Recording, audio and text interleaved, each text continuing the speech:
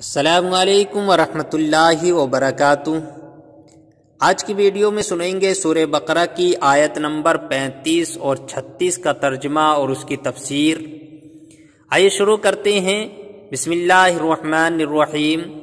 اللہ تعالیٰ سورہ بقرہ کی آیت نمبر 35 اور 36 کے اندر ارشاد فرماتا ہے، وَقُلْنَا يَا آدَمُ اسْكُنْ أَنْتَ وَزَوْجُكَ الْجَنَّةَ وَكُلَا مِنْهَا رغداً حيث شئتما ولا تقربا هذه الشجرة فتكونا من الظالمين فأزلهما الشيطان عنها فأخرجهما مما كانا فيه وقلنا اهبطوا بعضكم لبعض عدو ولكم في الأرض مستقر ومتاع إلى حين۔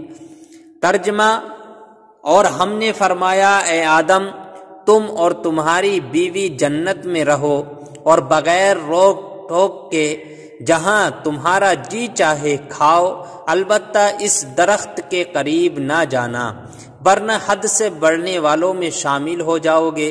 تو شیطان نے ان دونوں کو جنت سے لغزش دی، بس انہیں وہاں سے نکلوا دیا جہاں وہ رہتے تھے، اور ہم نے فرمایا کہ تم نیچے اتر جاؤ، تم ایک دوسرے کے دشمن بنو گے، اور تمہارے لیے ایک خاص وقت تک زمین میں ٹھکانہ اور زندگی گزارنے کا سامان ہے۔ صاحب تفسیر اس آیت کے تحت لکھتے ہیں، یا آدم اسکن انت وزوجک الجنہ، اے آدم تم اور تمہاری بیوی جنت میں رہو۔ یہاں سے حضرت آدم علیہ السلام اور ابلیس کا واقعہ بیان کیا گیا ہے۔ اس کا خلاصہ درجہ ذیل ہے۔ حضرت آدم علیہ السلام اور ابلیس کے واقعے کا خلاصہ یہ ہے کہ حضرت آدم علیہ السلام کو سجدہ نہ کرنے کی وجہ سے شیطان مردود ہوا تھا، لہٰذا وہ حضرت آدم علیہ السلام کو نقصان پہنچانے کی طاق میں رہا۔ اللہ تعالیٰ نے حضرت آدم علیہ السلام اور حضرت حوا رضی اللہ تعالی عنہا سے فرمایا کہ جنت میں رہو اور جہاں دل کرے بے روک ٹوک کھاؤ، البتہ اس درخت کے قریب نہ جانا۔ شیطان نے انہیں وسوسہ ڈالا اور کہنے لگا کہ تمہارے رب نے اس درخت سے اس لیے منع فرمایا ہے کہ کہیں تم فرشتے نہ بن جاؤ یا تم ہمیشہ زندہ رہنے والے نہ بن جاؤ، اور اس کے ساتھ شیطان نے قسم کھا کر کہا کہ میں تم دونوں کا خیر خواہ ہوں۔ اس پر انہیں خیال ہوا کہ اللہ پاک کی جھوٹی قسم کون کھا سکتا ہے۔ اس خیال سے حضرت حوا رضی اللہ تعالی عنہ نے اس میں سے کچھ کھا لیا، پھر حضرت آدم علیہ السلام کو دیا تو انہوں نے بھی کھا لیا، اور یہ خیال کیا کہ اللہ تعالیٰ کی ممانعت تحریمی نہ تھی بلکہ تنزیہی تھی، یعنی حرام قرار دینے کے لیے نہ تھی بلکہ ایک ناپسندگی کا اظہار تھا۔ یہاں حضرت آدم علیہ السلام سے اجتہاد میں خطا ہوئی، اور خطائے اجتہادی گناہ نہیں ہوتی، چنانچہ شیطان کے دھوکے کی وجہ سے انہوں نے اس ممنوع درخت کا پھل کھا لیا، اور پھل کھاتے ہی ان کے پردے کے مقام بے پردہ ہو گئے، اور وہ اسے چھپانے کے لیے ان پر پتے ڈالنے لگے۔ اس وقت اللہ تعالیٰ نے فرمایا، کیا میں نے تمہیں اس درخت سے منع نہیں کیا تھا، اور میں نے تم سے یہ نہ فرمایا تھا کہ شیطان تمہارا کھلا دشمن ہے۔ اس کے بعد حکم الہی ہوا کہ تم زمین پر اتر جاؤ، اب تمہاری اولاد آپس میں ایک دوسرے کی دشمن ہوگی، اور تم ایک خاص وقت تک زمین میں رہو گے۔ زمین پر تشریف آوری کے بعد حضرت آدم علیہ السلام ایک عرصے تک اپنی لغزش کی معافی مانگتے رہے، حتیٰ کہ آپ علیہ السلام کو اللہ تعالیٰ کی طرف سے چند کلمات سکھائے گئے۔ پھر جب آپ علیہ السلام نے ان کلمات کے ساتھ توبہ اور معافی کی درخواست کی تو وہ قبول ہوئی۔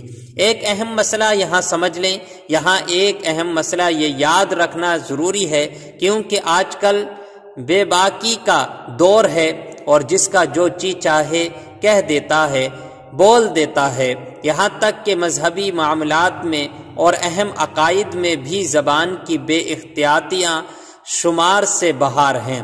اس سے اس میں سب سے زیادہ بے باکی جس مسئلے میں دیکھنے میں آتی ہے وہ حضرت آدم علیہ السلام کا جنتی ممنوع درخت سے پھل کھانا ہے۔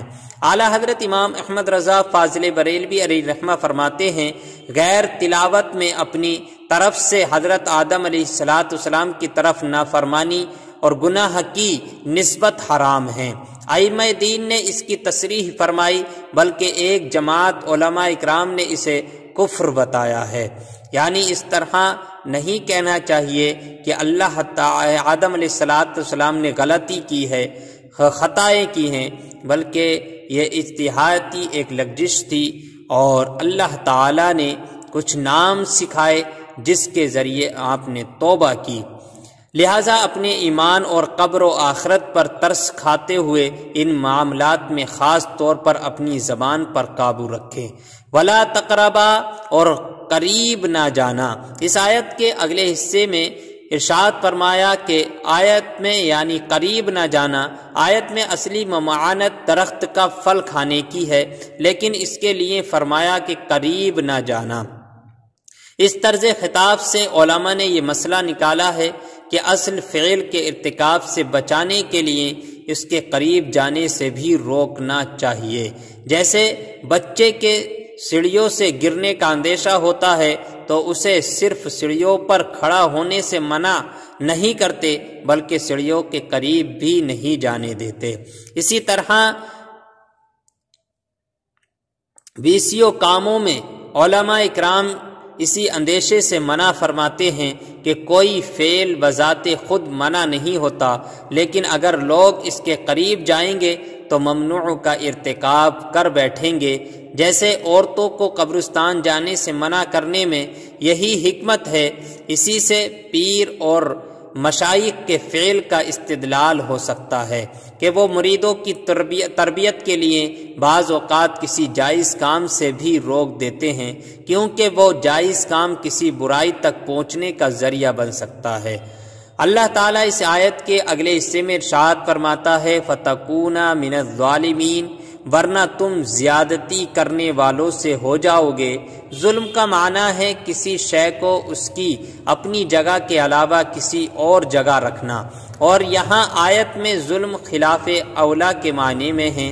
انبیاء اکرام علیہ السلام کو ظالم کہنے والے کا حکم یاد رہے کہ انبیاء اکرام علیہ السلام کو ظالم کہنا گستاخی اور توہین ہے، اور جو انبیاء اکرام علیہ السلام کو ظالم کہے وہ کافر ہے۔ اللہ تعالی مالک اور مولا ہے، وہ اپنے مقبول بندوں کے بارے میں جو چاہے فرمائے، کسی دوسرے کی کیا مجال کہ وہ انبیاء اکرام علیہ السلام سے متعلق کوئی خلاف ادب کلمہ زبان پر لائے، اور اللہ تعالیٰ کے اس طرح کے خطابات کو اپنی جرت اور بے باکی کی دلیل بنائے۔ اس بات کو یوں سمجھیں کہ بادشاہ کے ماں باپ بادشاہ کو ڈانٹیں، اور یہ دیکھ کر شاہی محل کا جمدار بھی بادشاہ کو انہی الفاظ میں ڈانٹنے لگے تو اس احمق کا کیا انجام ہوگا۔ ہمیں تو انبیاء اکرام علیہ السلام اور محبوبان خدا کی تعظیم اور توقیر اور ادب و اطاعت کا حکم دیا گیا ہے، اور ہم پر یہی لازم ہے۔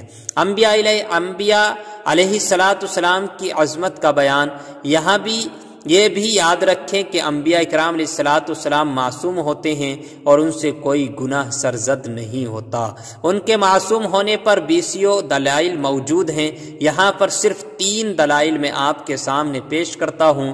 نمبر 1، انبیاء اکرام علیہ السلام اللہ تعالیٰ کے چنے ہوئے اور مخلص بندے ہیں، جیسے کہ اللہ تعالیٰ نے حضرت ابراہیم اور حضرت اسحاق اور حضرت یعقوب علیہ السلام کے بارے میں واضح طور پر ارشاد فرمایا انا اخلصناہم بخالصۃ ذکر الدار، بے شک ہم نے انہیں ایک کھری بات سے چن لیا اور اسے آخرت کے گھر کی یاد ہے۔ اور حضرت یوسف علیہ السلام کے بارے میں ارشاد فرمایا انہ من عبادنا المخلصین، بے شک وہ ہمارے چنے ہوئے بندوں میں سے ہے۔ اور جو اللہ تعالیٰ کے مخلص بندے ہیں شیطان انہیں گمراہ نہیں کر سکتا، جیسے کہ اس کا یہ اعتراف خود قرآن مجید میں موجود ہے۔ قال فبعزتک لأغوینہم اجمعین عبادک منہم المخلصین، اس نے کہا تیری عزت کی قسم ضرور میں ان سب کو گمراہ کر دوں گا مگر جو ان میں تیرے چنے ہوئے بندے ہیں، یعنی انہیں نہیں کر پائے گا جو اللہ تعالیٰ نے چن لیے ہیں۔ اس سے معلوم ہوا کہ انبیاء کرام علیہ السلام پر شیطان کا داؤ نہیں چلتا کہ وہ ان سے گناہ یا کفر کرا دے۔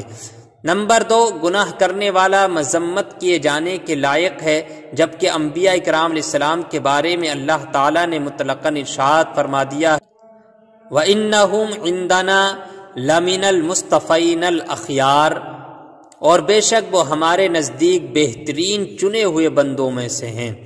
تیسرا، انبیاء کرام علیہ السلام فرشتوں سے افضل ہیں، اور جب فرشتوں سے گناہ صادر نہیں ہوتا تو ضروری ہے کہ انبیاء کرام علیہ السلام سے بھی گناہ صادر نہیں ہوتا، کیونکہ انبیاء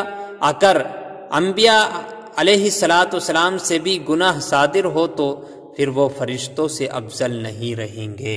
اس لیے جب انبیاء کرام علیہ السلام فرشتوں سے افضل ہیں تو فرشتوں سے کبھی گناہ نہیں ہوتا، تو اس لیے کسی انبیاء کرام علیہ السلام سے بھی گناہ نہیں ہوتا، اس لیے کہ وہ فرشتوں سے افضل و اعلیٰ ہیں۔